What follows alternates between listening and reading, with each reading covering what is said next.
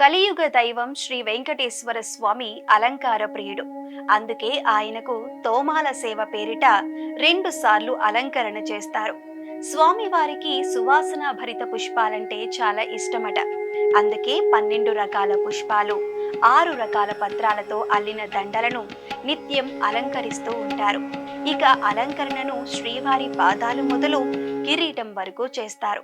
ఆపాద మస్తకం శ్రీవారికి అలంకరించే పూలమాలలకు ప్రత్యేక పేర్లున్నాయి.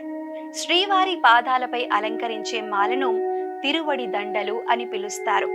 ఇక కిరీటం నుంచి 2 భుజాల వరకు అలంకరించే మాలను శిఖామణి అని పిలుస్తారు.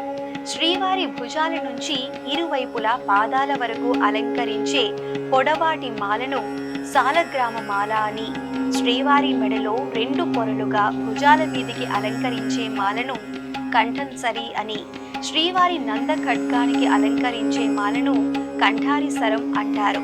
2 మోచేతుల కింద నుంచి పాదాల వరకు హారాలుగా వేలాడదీసే మాలను తావళములు అంటారు.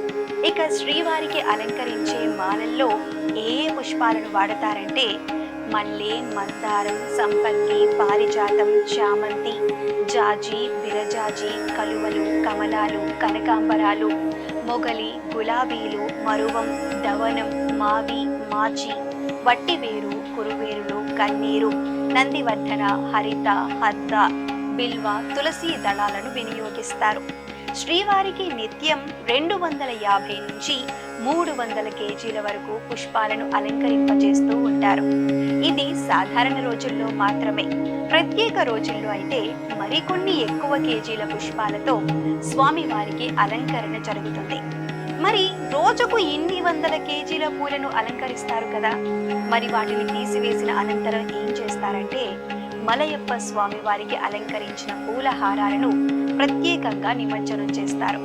రోజుకి 2 సార్లు నిర్వహించే తోమాల సేవకు ముందు స్వామివారికి అలంకరించిన పుష్పాలను సడలింపు చేస్తారు. అనంతరం ఆ పుష్పాలన్నింటినీ ఒక పెద్ద గంపలో వేస్తారు. వాటిని ముందుగా ప్రసాదాల పోటు వద్ద ఉండే పూల బావిలో నిమజ్జనం చేస్తారు. అవి బాగా పరివర్తనం చెందిన అనంతరం పూల బావి నుంచి పూల మాలలను తీసుకువెళ్లి మానవ మాతృలెవరూ కాలు మోపకుండా ఉండే ప్రదేశంలో నిమజ్జనం చేస్తారు.